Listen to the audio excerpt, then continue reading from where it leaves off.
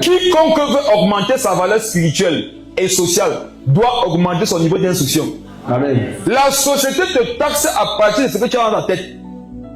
C'est ce que tu as dans ta tête qui fait ta valeur. Mes frères, amen.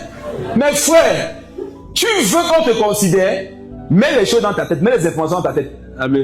Tu veux qu'on t'aime, qu'on te respecte. Attendez, il y a des gens qui croient qu'on aime les gens comme ça. Je peux vous dire une vérité. Je peux vous dire une vérité. Même Dieu ne nous aime pas pour rien. Je sais quand ça vous dérange.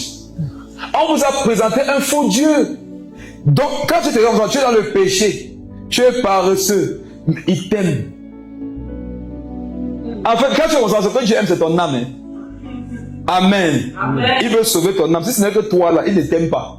Dieu n'aime pas ce qu'il voit. Dieu aime ton âme, mais pas ce qu'il voit là. Il y a des gens que vous aimez, c'est parce qu'ils ont une certaine manifestation dans votre vie. Si ça cesse, vous n'allez plus les aimer.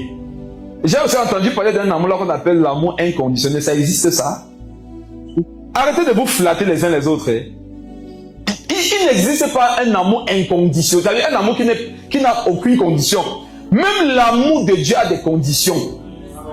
Quand Dieu dit que celui qui m'aime garde ma parole, et il dit que celui qui gardera ma parole, je l'aimerai. Et mon Père et moi, on viendra faire notre demeure chez lui. Donc il y a un niveau d'amour et de demeure que tu peux représenter le Dieu à condition que tu lui obéisses. L'amour de Dieu est inconditionnel, mais certaines personnes elles partent en enfer. Pourquoi? L'enfer là, vous pensez c'est quoi? C'est que les gens n'ont pas compris le langage de l'amour de Dieu. Ils ont vécu comme ils ont voulu. Et ça leur a causé beaucoup de pertes. Quand on prophétise sur ta vie, on comprend le message. Je prophétise sur ta vie.